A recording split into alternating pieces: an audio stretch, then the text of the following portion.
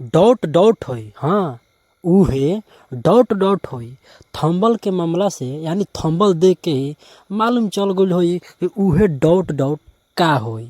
आप लोग तो जाने रहे तूफानी लाल यादव चेहरा के यानी कि मोहताज नहीं, चेहरा के मोहताज वाले हैं क्या, यानी ड्यूट बहुत कम ही गाते हैं, ज़्यादातर सोलो ही गाते हैं।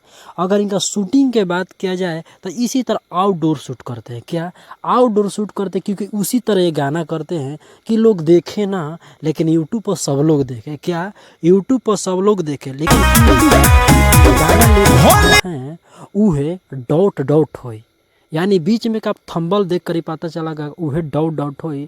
होली में बहुत ही ज़बरदस्त यानी वीडियो लेकर आए हैं इस मोहतरमा जी के साथ क्या, इन मोहतरमा जी के साथ लेकर आए होली ज़बरदस्त गाना।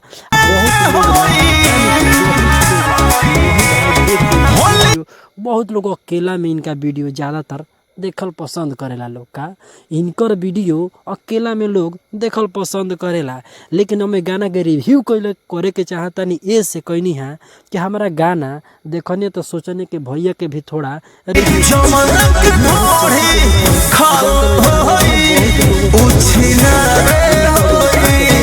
तो वैसने बतिए बोले ले कि जौन गाना फिर काहे ना वैसन गई हैं। तो होली और इस मोहतरमा जी के साथ देखे कितना चिपक चिपक के होली में तूफानी भैया के साथ है एकदम अपना मतलब कि जलवा दिखा रही हैं। और इनके साथ कितने लोग आते हैं और कितने लोग जाते हैं, लेकिन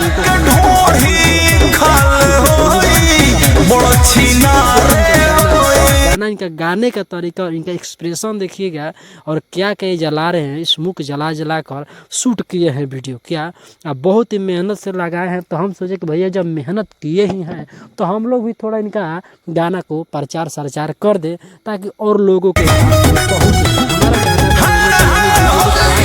पर भी ये मोहतरमा जी के साथ शूट किए क्योंकि ठंडा का मौसम रहता ही है, ठंडा का मौसम रहता है। तो भैया इनके साथ देखिए अबीर गाल में लगा रहे हैं कि सीना में लगा रहे हैं कि ढूंढी में लगा रहे हैं, ये हम थोड़ी कर देखिए आग जला जला कर मतलब कि इस वीडियो में यानी ये गाना उहे